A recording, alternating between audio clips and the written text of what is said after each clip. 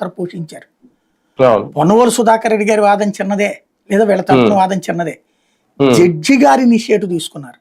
ఏంటి డిబేట్ లో ఆర్గ్యుమెంటా? అతను ఏమన్నా కామెంట్ చేశాడా? లేదు కదా, కనబడుతోంది కదా, అతను ఏం కామెంట్ చేయలేదు కదా. పైగా అతన్ని వారించాడు కూడా అవతల మాట్లాడి. అతన్ని తీసుకొచ్చి మీరు ఇతనికి ఎట్లా ఆపాదిస్తారు? ఇది డెమోక్రటిక్ వాల్యూ కాదు కదా. అంటే నవ్వాడు ఇంకొక రోజు వినోద్, మరి నేను కూడా మీరు మాట్లాడుతున్నప్పుడు నవ్వుతున్నాగా అన్నాడు. అట్లాగే ఇట్లాంటి పాసం కామెంట్స్ చేస్తారన్నప్పుడు జడ్జి గారు ఒకనొక సందర్భంలో ఆమెకు కూడా అన్నారు, ఏది రాజ్దీప్ సర్దేశాయిను అమ్మాయి ఇంకొక అమ్మాయి ఉంది, వాళ్ళు యాంటీ మోడీ, వాళ్ళని గురించి ప్రస్తావిస్తూ వాళ్ళ మీద రోజుకి ఎన్ని కేసులు పెట్టాలి, ఎన్నిసార్లు జైలు పెట్టాలి ఎట్టయితే అన్నట్టు.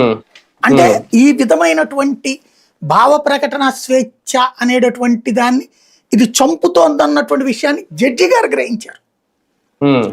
ఇక్కడ నేను మొదటి నుంచి చెప్పాను, ఆయన గట్టిగా ఖండించకపోవడం తప్పు, ఆ వ్యాఖ్యలు మనం సమర్థించట్లా. ఖచ్చితంగా ఆ వ్యాఖ్యలు తప్పే, ఆ వ్యాఖ్యలు మనం సమర్థించట్లేదు. మొదటి రోజునే మనం విమర్శించాం దాన్ని, ఇది ఎక్కడ ద్వారా అని కూడా మాట్లాడాం. బట్ ఈయన మాట్లాడింది లేనప్పుడు ఈయన గట్టిగా ఖండించుంటే బాగుండేది, లైన్ లోనే ఈ కేసుకి అవకాశం ఉండేది కాదని కూడా మాట్లాడుకున్నాం మనం. అయితే ఇక్కడ పాయింట్ ఏంటంటే ఆయనే మాట్లాడాడు అన్నట్టు మురికి మాటల అని పెట్టింది కదా హెడ్డింగ్. ఇప్పుడు మురికి వార్తలు రాసినోడు ఎవడు? మురికి వార్తలు రాసిన వాళ్ళు ఎవరు?